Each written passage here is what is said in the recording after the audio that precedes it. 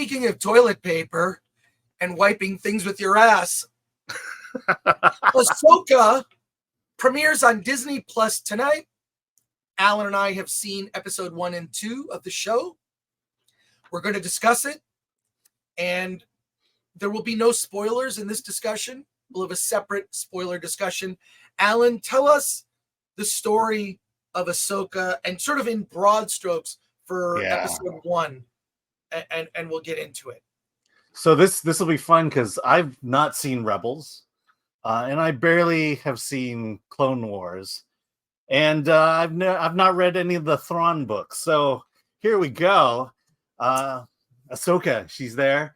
Apparently, a guy named Thrawn has been exiled somewhere in the universe, and people want to release him, free him. And so, whatever the Ray Wise character, whatever the bad guys want to do, they want to find and release Thrawn. But Ray Stevenson is Ray Stevenson. I know Ray Stevenson plays a character. The late great Ray Stevenson. He's looking for Thrawn. There's a map that gives Thrawn's location, and so he has to go out and find the map. Apparently, so Ahsoka is able to get a hold of it. She gives it to this woman named Sabine, who I don't know. Sabine Wren, and then Ray Stevenson plays a character named Baylan Skoll. Okay, like I said, who cares? So Sabine's the only one who knows how to figure out how to unlock the map.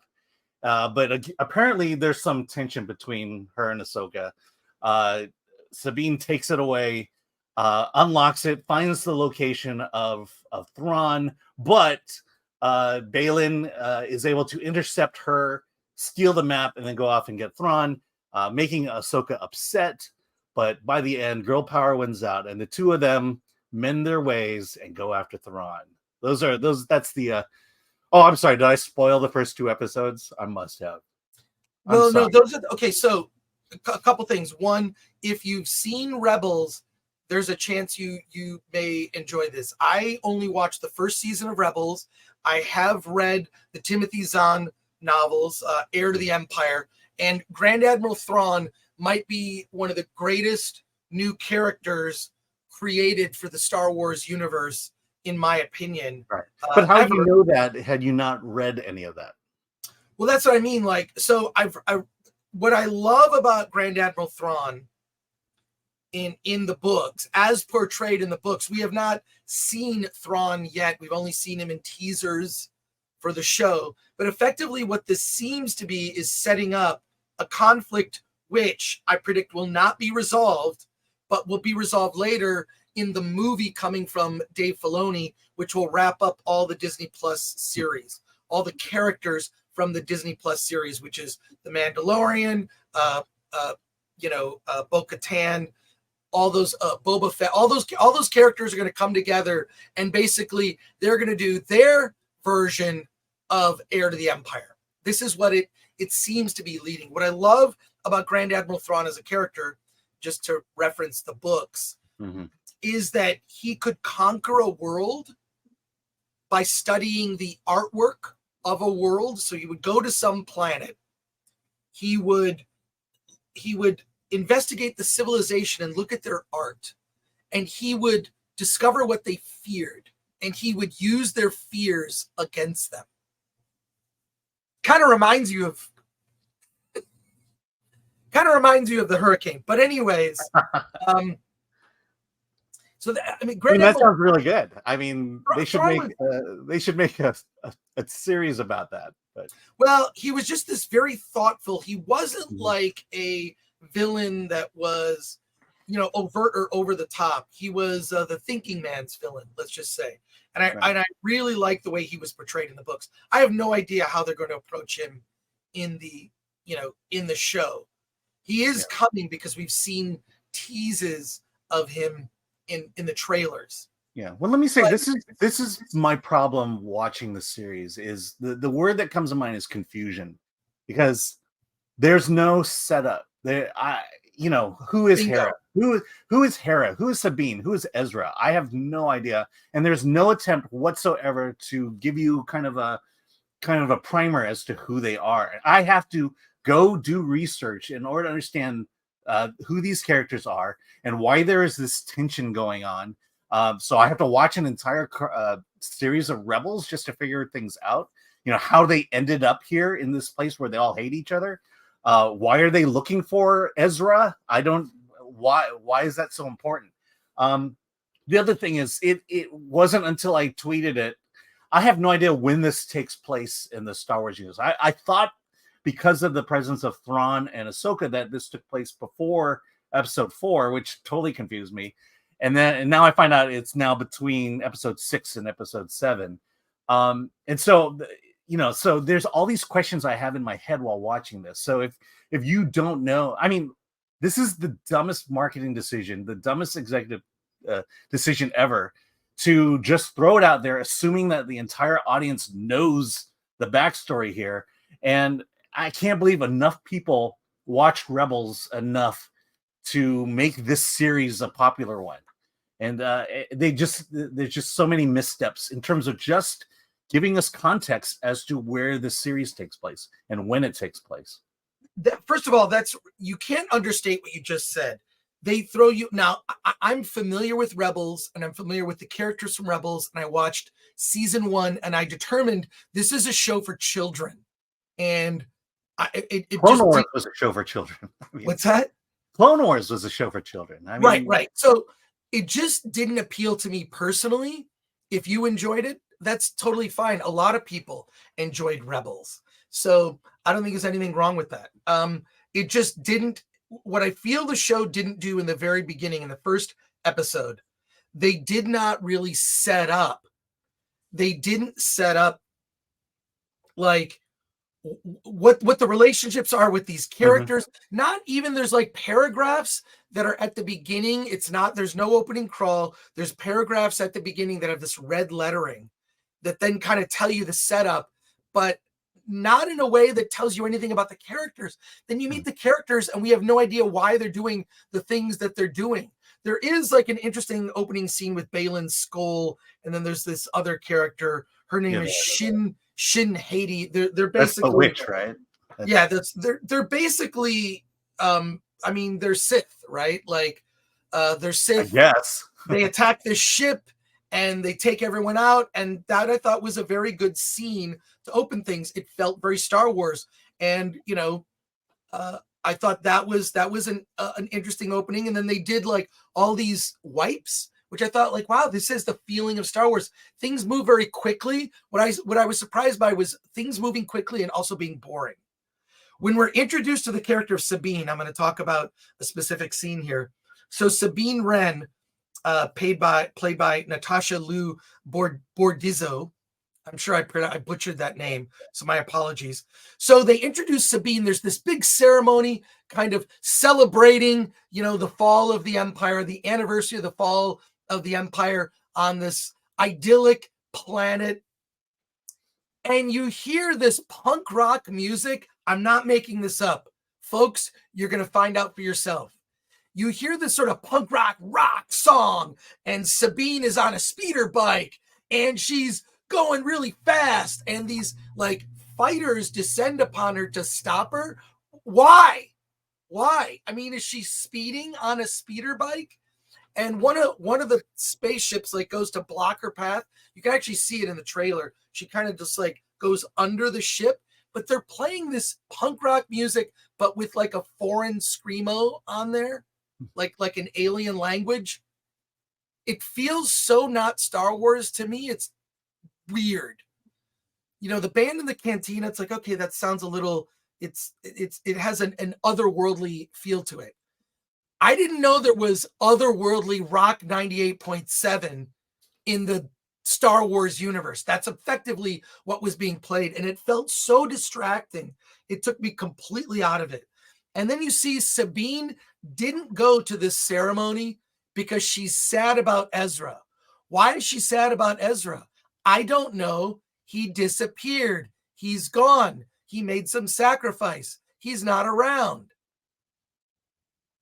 all of this is sort of coming out in the dialogue, and I'm confused.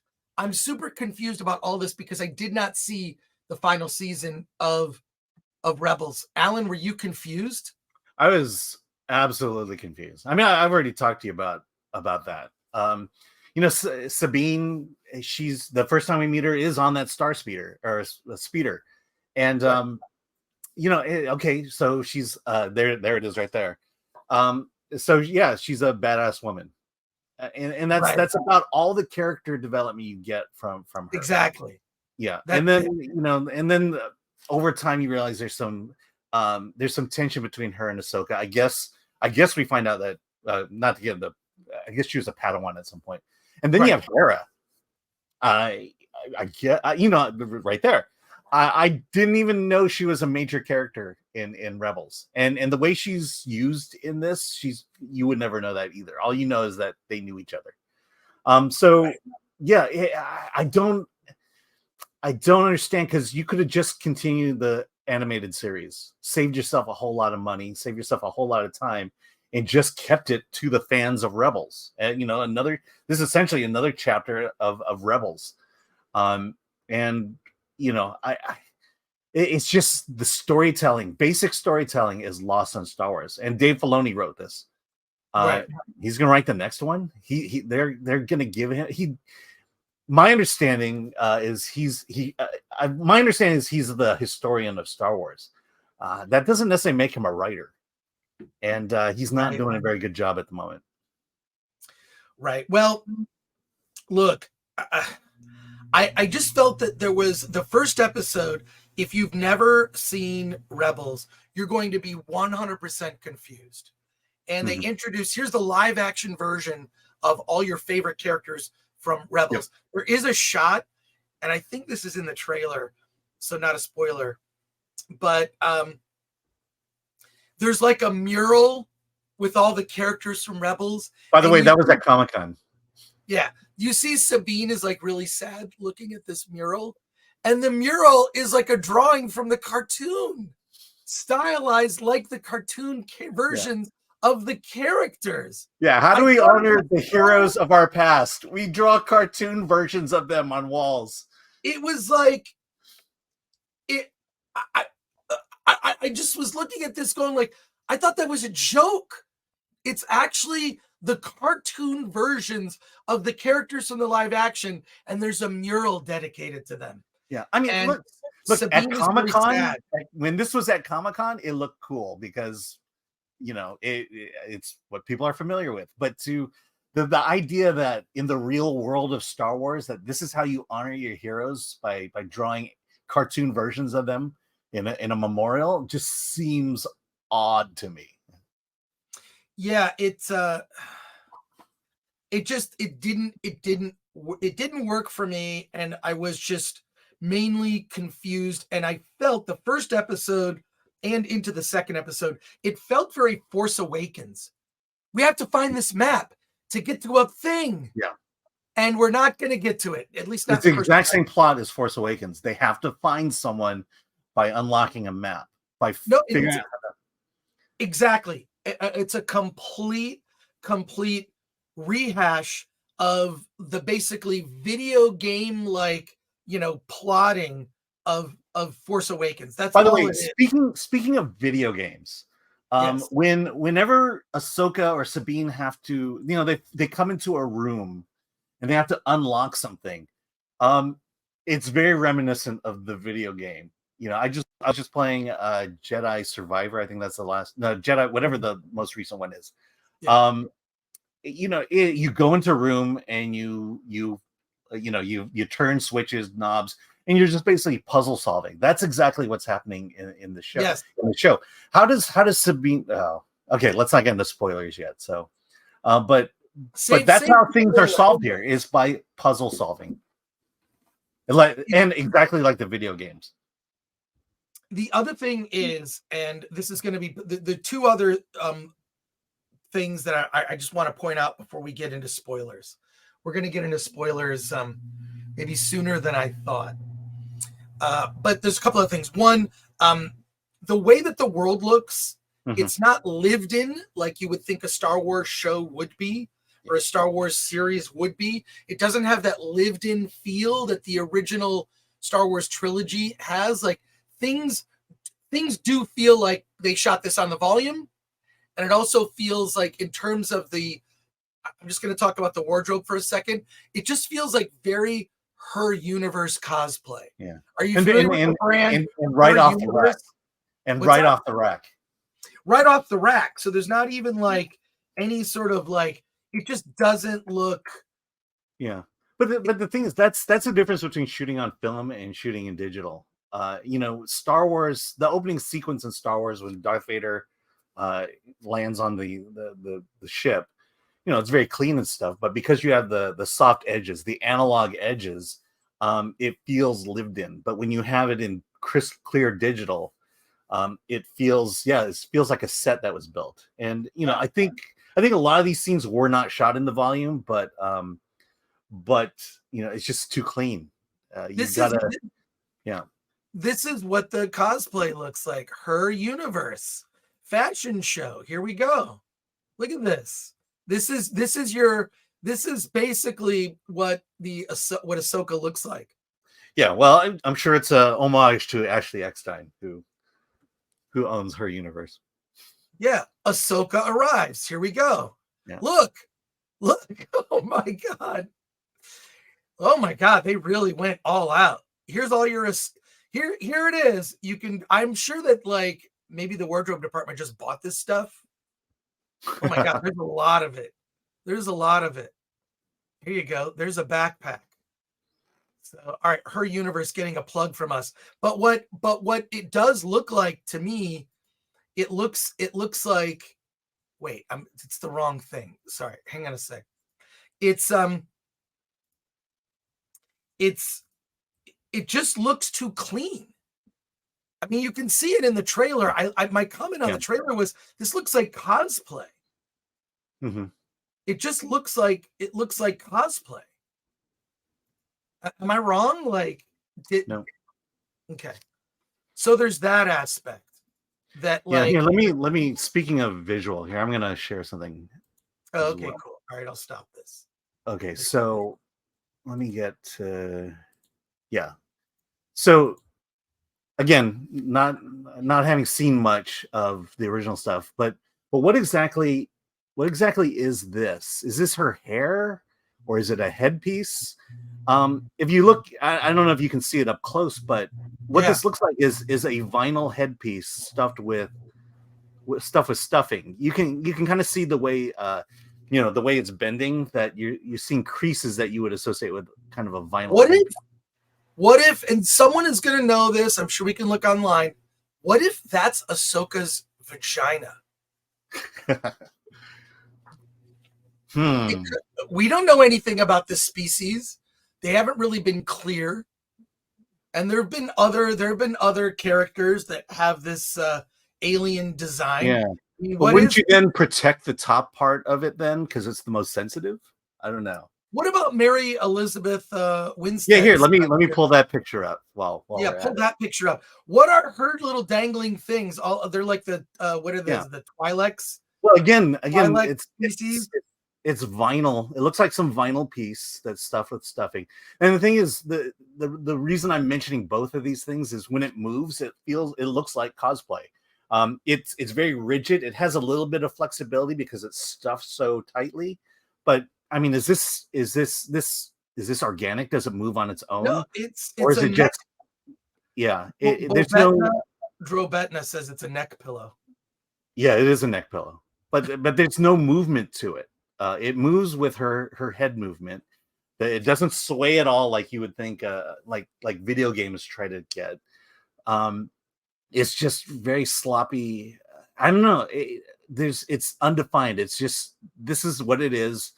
The costumers were, hey, just get some vinyl, make a tube, stuff it with stuffing, and then put it on her head. That's its only purpose. With all due respect to Hera, the character, I prefer my Twi'leks in bikinis. Just gonna say it. I like Twi'leks in bikinis. But the one thing that is the other thing to be pointed out is, in particular in the first episode and the second episode, We're going to get to the second episode in a minute, but I think we should just jump right into spoilers. So there are, every female character is in a power position, and it is noted that, like, hello, General Hera, hello. So, there's this formality which is part of Star Wars, which I actually like, but it's very, very pushed that there are a lot of women in power positions. I just think it should just be a bit more diverse, but whatever. It's fine. Bottom line is, if you've seen Rebels, you might like it. If you haven't seen Rebels, you'll be confused. And I will say this. So far, it's not as bad as Kenobi, but we haven't gotten to the worst parts yet. We're going to get to the worst parts in the when we talk spoilers.